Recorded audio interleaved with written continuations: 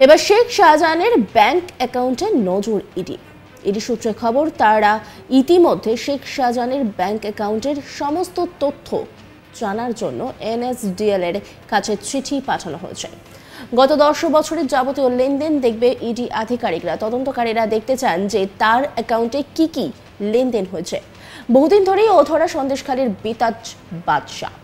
ইডির ওপর হামলার পর অনেক দিন কেটে গিয়েছে, কিন্তু এখনো ধরা পড়েনি সন্দেশখালীর দাপুটে তৃণমূল নেতা শেখ শাহজাহান। তার কোন ব্যাংকের অ্যাকাউন্ট আছে, কোন ব্রাঞ্চে অ্যাকাউন্ট রয়েছে, এই সমস্ত তথ্য জানতে মুম্বাইয়ের এনএসডিএল কে চিঠি পাঠানো হলো। ইডির পক্ষ থেকে 10 বছরের স্টেটমেন্ট চাওয়া হয়েছে। ইতিমধ্যে ইডির পক্ষ থেকে শাহজাহান এবং তার পরিবারের নামে কোথায় কোথায় সম্পত্তি রয়েছে সেই তালিকাও তৈরি করা হয়েছে। মূলত প্যান কার্ডের নাম্বার পাঠিয়ে কোন কোন ব্যাংক অ্যাকাউন্টে টাকা রয়েছে সেই সমস্ত তথ্য জানতে চায় ইডি। ব্যাংক স্টেটমেন্ট পেলে শেখ শাহজাহানের সম্পত্তির পরিমাণ কত বা তার আত্মীয়তার নামে কোথায় কোথায় কোন কোন সম্পত্তি রয়েছে সেই তথ্য প্রকাশ্যে আসবে বলে মনে করা হচ্ছে। রেশন দুর্নীতি মামলায় মন্ত্রী জ্যোতিপ্রিয় মল্লিককে গ্রেপ্তারের পর থেকে ইডির নজরে সন্দেশখালী তৃণমূল নেতা শেখ শাহজাহান। 5 জানুয়ারি তাঁর বাড়িতে তল্লাশিতে যান ইডি আধিকারিকরা। সেখানে আক্রান্ত হন তাঁরা, কার্যত প্রাণ হাতে নিয়ে ফেরেন জওয়ানরা। থানা, পুলিশ, আদালত কেউই শাহজাহানের হদিশ পায়নি। পুলিশকে আদালতের ভৎসনার মুখেও পড়তে হয়েছে। বৃহস্পতিবার শাহজাহান কাণ্ডে প্রধানমন্ত্রী ও স্বরাষ্ট্রমন্ত্রীর দ্বারস্থ হয়েছেন রাজ্যপাল। অবিলম্বে তাকে গ্রেপ্তারের আর্জি জানিয়েছেন। এ নিয়ে একটি প্রতিবেদন তুলে ধরেছেন আমার কলিগ অরিন্দম। দেখাবো আপনাদের। এবার ইডির নজরে শেখ শাহজাহানের ব্যাংকের অ্যাকাউন্ট। ইডি সূত্রের খবর, তারা ইতিমধ্যেই এনএসডিএল এর কাছে চিঠি পাঠিয়েছে শেখ শাহজাহানের ব্যাংকের তথ্য সব জানতে চেয়ে। লাস্ট 10 বছরের তার ব্যাংকের যাবতীয় স্টেটমেন্ট চেয়ে চিঠি পাঠিয়েছে বলেই কিন্তু আমরা ইডি সূত্রে জানতে পাচ্ছি। ইতিমধ্যেই এনএসডিএল এর কাছে এই চিঠি তারা পাঠিয়েছে। শেখ শাহজাহানের যে ব্যাংকের যে অ্যাকাউন্ট সেই পুরো ডিটেলস তারা চাইছে এবং ইডি মনে করছে এই তথ্য যদি সামনে আসে তাহলে তার যে বিপুল সম্পত্তির পরিমাণ সেই সম্পত্তিটাও কিন্তু জানতে পারা যাবে এবং এই তদন্তে অনেকটাই সুবিধা হবে। আমরা জানি 5ই জানুয়ারি শেখ শাহজাহানের সন্দেশখালীর বাড়িতে পৌঁছেছিল ইডি আধিকারিকরা সেন্ট্রাল ফোর্সের আধিকারিকদের সঙ্গে নিয়ে তাকে জিজ্ঞাসাবাদের জন্য রেশন বন্টন দুর্নীতি মামলায়। কিন্তু সেদিন সেখানে ইডি আধিকারিকরা পৌঁছানোর পরেই উত্তেজিত জনতা জমা হয় এবং ইডি আধিকারিকদের তারা আক্রমণ করে এবং সেন্ট্রাল ফোর্সের জওয়ানরাও সাথে সাথে আক্রান্ত হয়। ইডি আধিকারিকদের আমরা দেখি মাথা ফেটে গেছে এবং তাদেরকে সেখান থেকে নিয়ে আসা হয় রক্তাক্ত অবস্থায়। তাদেরকে সল্টলেকের বেসরকারি নার্সিংহোমে চিকিৎসা করানো হয়।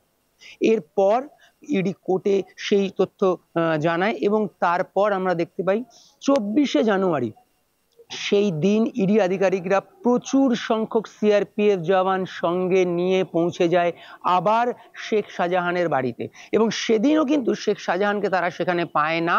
তবে সেদিন তারা তালা ভেঙে শেখ শাহজাহানের বাড়ির ভেতরে ঢোকে এবং শেখ শাহজাহানের বাড়িতে দীর্ঘক্ষণ তল্লাশি চালায়। পাশাপাশি আমরা ইডি সূত্রে জানতে পারি যে তারা বাড়ির ভেতরে শেখ শাহজাহানের যে আলমারি ছিল তালাবন্ধ সেটিও ভাঙে এবং সেখান থেকেও তারা নথিপত্র দেখে।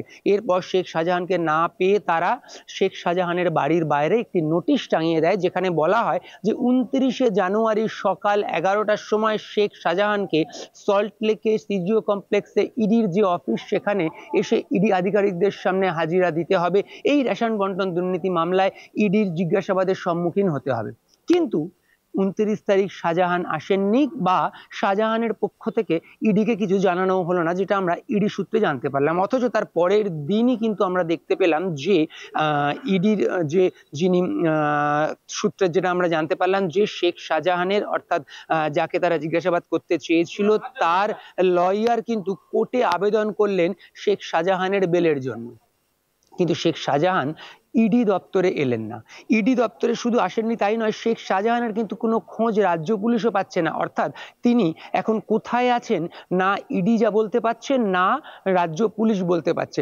তাকে খোঁজার বা তাকে এই বিষয়টা তদন্ত করার জন্য সিট গঠন করে দেওয়া হয়েছে, যদিও সিটও এখনো কিন্তু সেভাবে কাজ করতে পারছে না, কারণ তাদের হাতে পূর্ণাঙ্গ দায়িত্ব তারা এখনো পেয়ে ওঠেনি। ফলে শেখ শাহজাহান কোথায় রয়েছে এখনো কেউ জানে না।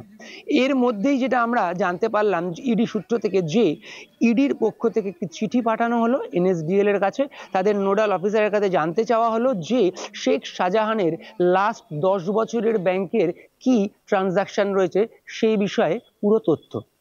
এবং সেই তথ্য জানার জন্য তারা শেখ শাহজাহানের আধার কার্ড এবং প্যান কার্ডের নম্বর এনএসডিএল এর অফিসে পাঠিয়ে দেয়, এবং সেই নম্বরের ওপরে ভিত্তি করেই কিন্তু আমরা জানি যে সেখান থেকে সেই তথ্যগুলো পাওয়া যেতে পারে, এবং ইডি আধিকারিকরা সেই নাম্বার পাঠিয়ে দিয়েছে, এবং সেখান থেকেই কিন্তু তারা সেই শেষ 10 বছরের তথ্য জানতে চাইছে। এবং সেই তথ্যের উপরে ভিত্তি করেই তারা জানতে চাইছে যে শেখ শাহজাহানের যে বিপুল পরিমাণ সম্পত্তি যার কথা বলা হচ্ছে বা যেটা শোনা যাচ্ছে, সেই বিপুল পরিমাণ সম্পত্তি কোথা থেকে এসেছে, বা রেশন বন্টন দুর্নীতি মামলায় তার কি রোল ছিল, বা আদৌ তার সাথে জ্যোতিপ্রিয় মল্লিকের কোনো যোগাযোগ ছিল কিনা, বা জ্যোতিপ্রিয় মল্লিকের সাথে আর্থিকভাবে তার কোনো যোগাযোগ ছিল কিনা, বা এই যে পুরো যে বিষয়টা অর্থাৎ রেশন বন্টন দুর্নীতি যে পুরো বিষয়, সেইখানে শেখ শাহজাহানের কি ইনভলভমেন্ট ছিল বা তার আর্থিক কি লেনদেন ছিল, এই পুরো বিষয়গুলোই কিন্তু জানার জন্য ইডি আধিকারিকরা সেদিনও পৌঁছেছিল, অর্থাৎ 5ই জানুয়ারিও পৌঁছেছিল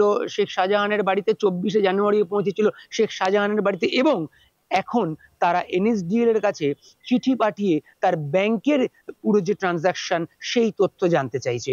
কারণ শেখ শাহজাহানের যে বিপুল সম্পত্তি তার হদিশ পেতে চাইছে ইডি, কারণ এই তদন্তে শেখ শাহজাহানের যে বিপুল সম্পত্তি সেই তথ্য যদি ইডির হাতে এসে পৌঁছয়, তাহলে কিন্তু তদন্তের গতি প্রকৃতি অনেকটাই এগিয়ে যাবে বলেই মনে করছে ইডি আধিকারিকরা। জানা গিয়েছে শুক্রবার 5 জানুয়ারি রেশন বন্টন দুর্নীতি মামলায় অভিযুক্ত তৃণমূল নেতা শাহজাহান শেখের বাড়িতে হানা দেন ইডির অফিসাররা। শুক্রবার ঘড়ির কাঁটায় তখন সকাল 6:30। তবে সেই বাড়ি তালাবন্ধ ছিল। অনেকক্ষণ ডাকাডাকির পরও কারো সাড়া মেলেনি। প্রায় 1 ঘন্টা অপেক্ষার পর সেই বাড়ির তালা ভাঙার চেষ্টা করেন ইডির তদন্তকারী আধিকারিকরা। তখনই ঘটে যায় বিপত্তি। অভিযোগ, নিজেদের তৃণমূল কর্মী পরিচয় দিয়ে শাহজাহান শেখের বাড়ির তালা ভাঙতে বাধা দেন তারা। ইডির অফিসারদের ঘিরে বিক্ষোভও দেখাতে শুরু করেন তারা। এরপরে পরিস্থিতি বুঝে পিছু হটেন ইডি অফিসাররা, কিন্তু বিক্ষুব্ধ জনতা এরপরও রণে ভঙ্গ দেননি। ইট পাটকেল হাতে রাস্তায় নামেন বেশ কয়েকজন। কয়েকটি রাস্তা অবরোধ করা হয়। টায়ারে আগুন ধরিয়ে বিক্ষোভ দেখানোর অভিযোগ উঠেছে তৃণমূলের কয়েকজন কর্মী সমর্থকদের বিরুদ্ধে। বেশ কয়েকটি গাড়িতেও ভাঙচুর চালানো হয়েছে। পুরো এলাকা কার্যত রণক্ষেত্রের চেহারা নেয়। আক্রান্ত হন বিভিন্ন সংবাদ মাধ্যমের কর্মীরা। গোটা বিষয়টি স্থানীয় থানাকে জানিয়েছেন ইডি আধিকারিকদের সঙ্গে থাকা কেন্দ্রীয় বাহিনীর জওয়ানরাও। অন্যান্য খবরের আপডেটের জন্য অবশ্যই নজর রাখুন আজ তাক বাংলার ইউটিউব স্ট্রিমিং এবং ইউটিউব চ্যানেলকে সাবস্ক্রাইব করুন, লাইক করুন, কমেন্ট করুন, শেয়ার করুন। পাশাপাশি হোয়াটসঅ্যাপে নজর রাখুন, কারণ সেখানেও রয়েছে আজ তাক বাংলা।